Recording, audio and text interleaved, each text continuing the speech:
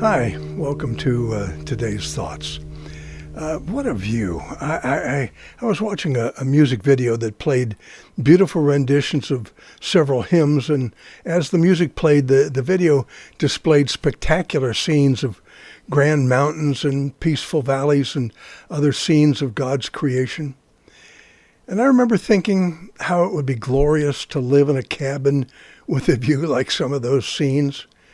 But the more I thought about it, the more I realized that may not be a good idea. The more I questioned it.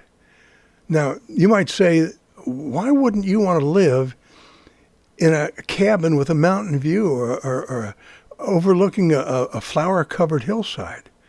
Well, in a sense, I would like that for a vacation or for a weekend. But I also know my tendency to become accustomed to the things that are around me, and I begin to take them for granted. Wouldn't it be a personal tragedy if I got to where such beauty no longer struck me with awe and with wonder? I already live surrounded by plants and animals and scenery that startle me with God's creativity.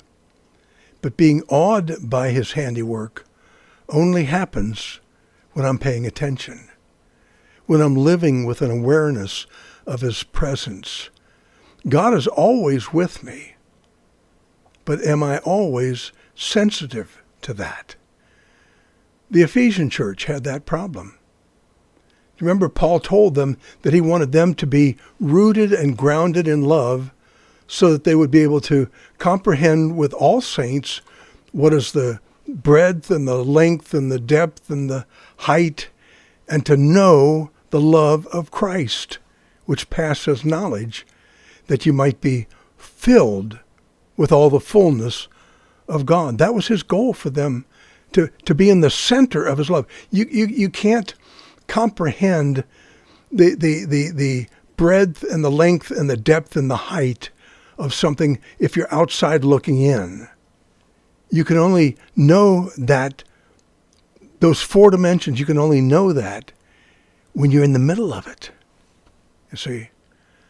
And Paul said, I want you in the middle of God's love. I want you to experience that so that you can have that sense of his love. You can be familiar and have the fullness of the love of God.